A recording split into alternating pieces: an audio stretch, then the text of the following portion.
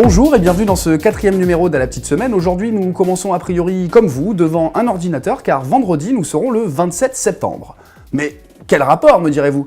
Eh bien, c'est très simple, figurez-vous que c'est le 27 septembre 1998 que Sergey Brin et Larry Page ont créé la société Google. Alors rassurez-vous, on va pas vous raconter une énième fois l'histoire de cette magnifique réussite numérico-industrielle, mais plutôt s'arrêter sur une petite statistique. Figurez-vous que 25% des requêtes formulées sur Google ont un lien avec le sexe et que sur les 8 milliards de pages référencées par ce géant, environ 40% ont un caractère pornographique. Alors, moi je dis ça parce que je connais au moins une personne qui, je pense, serait ravie d'apprendre cette magnifique nouvelle. Nos vies sont de plus en plus trépidantes et on a du mal à se tenir au courant. Alors si c'est votre cas, rassurez-vous, vous allez quand même pouvoir vous la péter connectée dans les dîners grâce au débrief de l'actualité de la petite semaine passée. Un véritable triomphe. Angela Merkel et son parti ont remporté haut la main la victoire aux législatives en Allemagne. François Hollande a voulu l'appeler pour la féliciter, mais apparemment ça captait pas. 200 millions de dollars de budget et 800 millions de recettes engrangées dès le premier jour, le jeu GTA V fait un véritable carton. La rumeur dit qu'on y a ajouté au dernier moment un niveau spécial bijoutier à Nice. Au Kenya, une attaque d'un groupe terroriste a fait au moins 68 morts dans un centre commercial. Au même moment, deux autres actions ont fait 70 morts en Irak et 78 au Pakistan, mais apparemment les grands médias n'ont pas été prévenus. Les sénateurs ont mis un coup de frein à la loi sur le cumul des mandats en s'octroyant le droit de conserver un mandat exécutif local en plus de leur activité de parlementaire. On dirait qu'ils n'ont pas entendu parler du double effet qui se coule. Et pour finir, la dernière bataille de Frigide Barjot, menacée d'expulsion, qui crie au complot politique, la régie immobilière de la ville de Paris répond qu'une centaine de procédures analogues sont en cours, mais ne dit pas si d'autres célébrités sont concernées. Vous connaissez tous les Femen, et d'ailleurs vous avez remarqué qu'en ce moment on n'en entend pas trop parler. Nous, allez savoir pourquoi, on aime beaucoup ce qu'elles font, alors on a décidé de les remettre au goût du jour en leur consacrant le grain de sel de cette semaine. Cette fois-ci, c'est Karim Tougui qui s'y colle, sans mauvais jeu de mots. Alors il faut quand même, avant de voir ce qui va suivre, que vous sachiez une chose, c'est que Karim a un léger souci, disons qu'il souffre énormément de la solitude, ce qui le pousse parfois à faire des choses un petit peu bizarres. Néanmoins, on a quand même décidé de lui donner la parole parce que Karim, il a beau parler dans le vent, il dit pas que des conneries.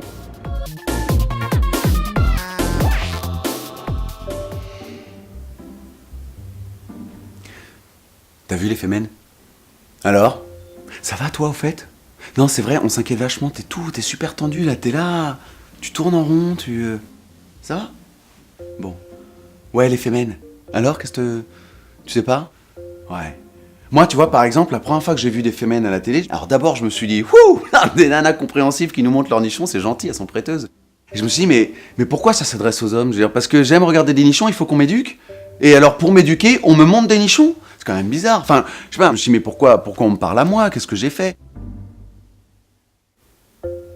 Mais ça n'a rien à voir avec de la frustration. Mais je ne suis pas un obsédé. Mais bien entendu que je respecte le courage qu'il faut pour s'opposer à un Poutine ou à une bande de crétins d'extrême droite. C'est pas la question. Mais comme disait ma grand-mère, il faut être deux pour se bagarrer. Eh oui, et ça, je suis désolé, mais les Femen, ça reste de la violence. Bah oui, moi je pense à des Gandhi. Voilà, je pense à des Luther King. Les mecs qui ont changé la face du monde en gardant leur pull. Mais ne te mets pas dans cet état-là, je ne m'énerve pas, je peux mettre de l'eau dans mon vin.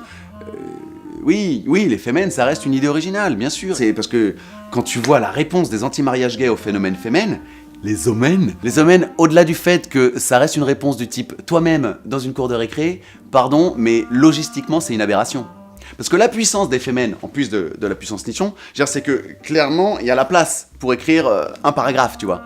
Les homènes, s'ils veulent répondre avec la partie caractéristique de leur anatomie homénienne, à 15, ils vont écrire une phrase, tu vois. Alors que les Femen, elles arrivent à 10, elles ont fini un bouquin. Alors, les Femen, c'est peut-être une fausse bonne idée, mais les homènes, c'est une vraie mauvaise idée. Qu'est-ce que je fais, moi, pour protester?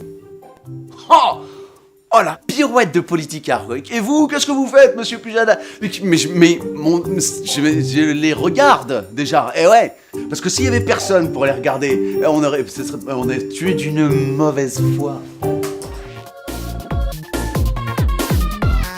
La bonne nouvelle de la semaine, c'est la France qui retrouve le moral. Oui, En effet, le dernier baromètre BVA de l'économie indique une progression de 26% de l'indice moral des Français. Cette augmentation du sentiment de confiance vis-à-vis de l'avenir économique s'expliquerait entre autres par une hausse moindre du chômage ces derniers mois.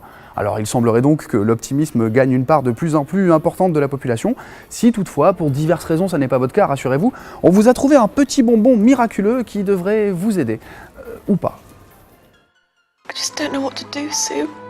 You just upped and went. I'm up to my eyeballs in debt. Have you tried these, Jan? Roundtree's Fruit Rush. They're fruity, they're full of hidden juiciness, and they're guaranteed to bring your man back.